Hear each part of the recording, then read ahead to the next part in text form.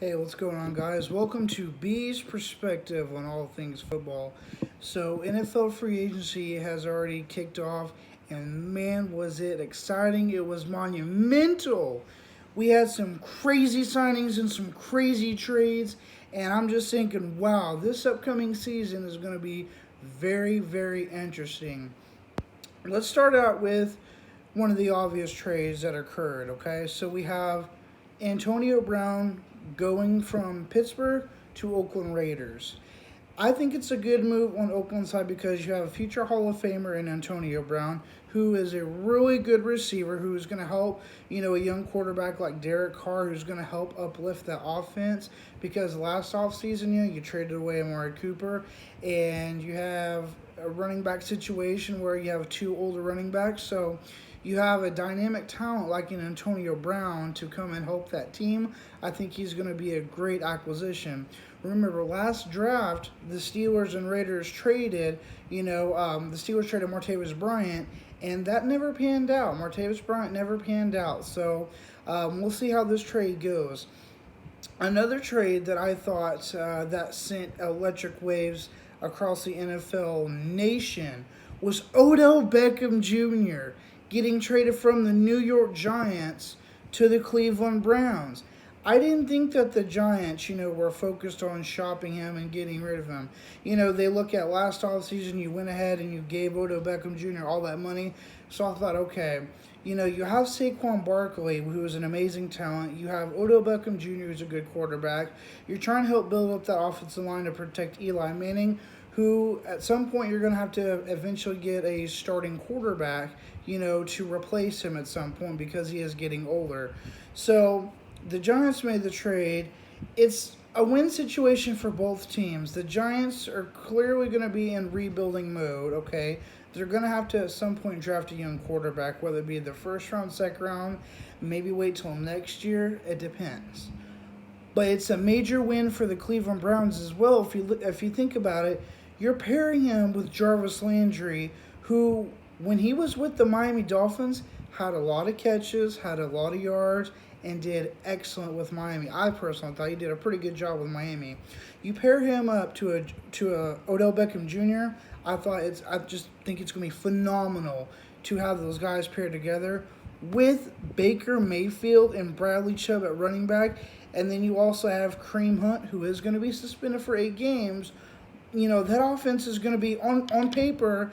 It looks like it's a dynamic offense, but we're going to see as the season goes along, as time goes by. I did a podcast on my Facebook, a while back ago. Last offseason, I told people, I was like, the Cleveland Browns are going to win a lot more games than people give them credit. They are going to be a surprise team that's going to secretly make a playoff push. And I was right. People were saying they were going to win like 2, 3, 4 games, 5 games. I'm like, no, no, no, no, no, no. They were towards the end, right there in the thick of things for a wild card spot. So I thought it was really exciting to see the Cleveland Browns, right up there.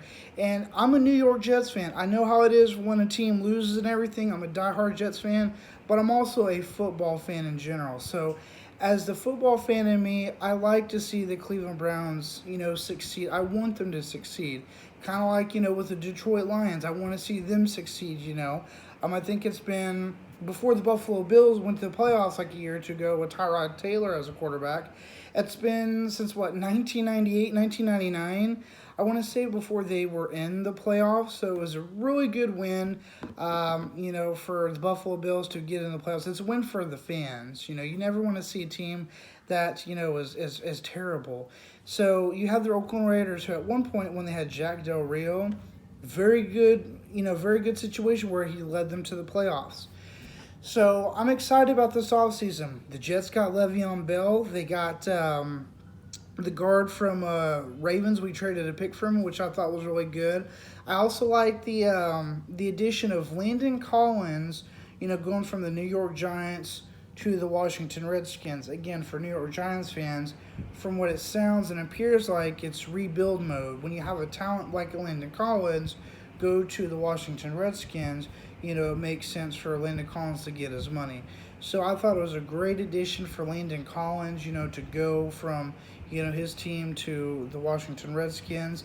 One one guy that surprised me the most, who I honestly thought would retire with his original team, is Terrell Suggs. Okay, great player, great linebacker slash defensive end, edge rusher, whatever you want to call him. I think he's had a Hall of Fame career.